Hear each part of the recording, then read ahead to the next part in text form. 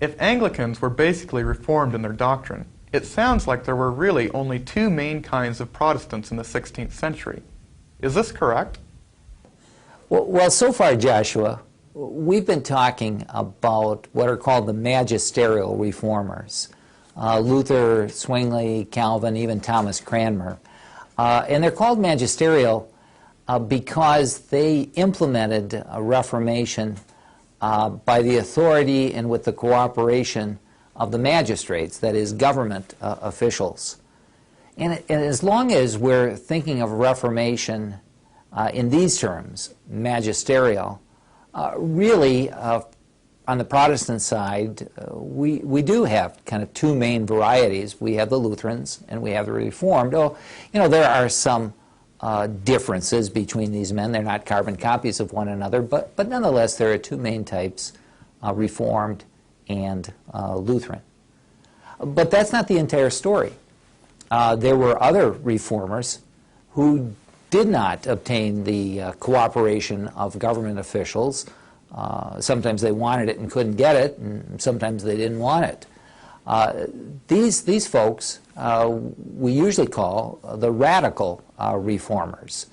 And so there is this other approach to Reformation that doesn't fit into category of Lutheran or the category of Reformed. Instead, it's something different. It's radical. And one of the reasons that word has been chosen for these reformers is that they depart from the Christian tradition even more than do the other reformers. They will differ, especially in their teaching, from some of the long-standing traditional teachings that were accepted by Luther and Calvin and Zwingli and so forth. Here I'm thinking, for example, of the Unitarians. These people rejected the Christian doctrine of God, the doctrine of the Trinity. And we find a few Unitarians among the radical reformers. And in fact, if you think back to what we said about Calvin in Geneva, one of the episodes of his ministry there was his confrontation with one of the Unitarians, one of the first Unitarians, and that was Michael Servetus. Maybe you remember how Servetus was arrested, tried, and ultimately executed in Geneva for his denial of the Christian doctrine of God, the doctrine of the Trinity. Well, Servetus is certainly one of the best known of the 16th century Unitarians, but there were others, particularly two men, an uncle and a nephew. They were Italians. They were Lelio and Faustus Socini, and the Latin form of their Italian name Socini is Socinus, as a result of which their followers were known as Socinians. And so the term Socinian is often used for 16th century Unitarians. Let me say just a little bit about the Socinis.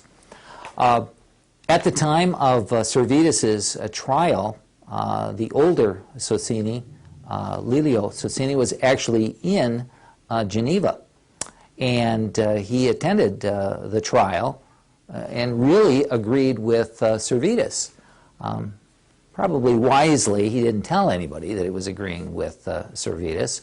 But nonetheless, he wrote a book on Unitarianism, in which he argued that the Christian church was simply wrong, and that they were misreading the Bible, and that the truth was that there was one God, and although it might be appropriate to call Jesus the Son of God, you couldn't call him true God the way the Father was true God, and you certainly couldn't talk about a Trinity.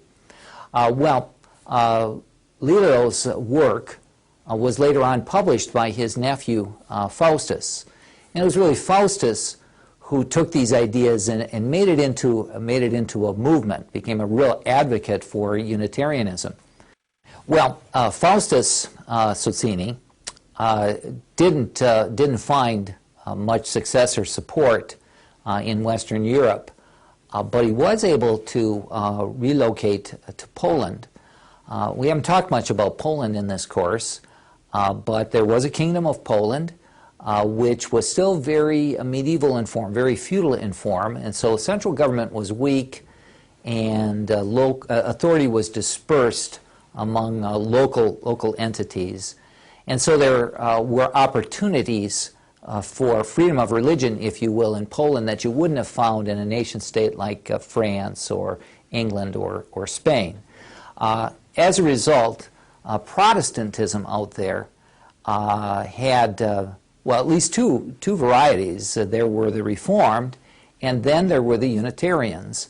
And Faustus Socini was able to relocate there, and a number of the Protestant congregations and communities in Poland adopted Unitarianism as their form of Protestantism.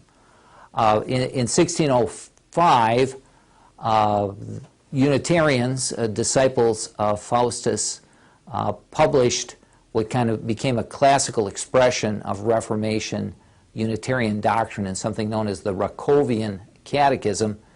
And it was not named Rakovian because of their location in a place called Rakow, and there they actually even had an institution of higher learning. So Unitarianism was a small expression of Protestantism, and it is usually described as a part of the Radical Reformation.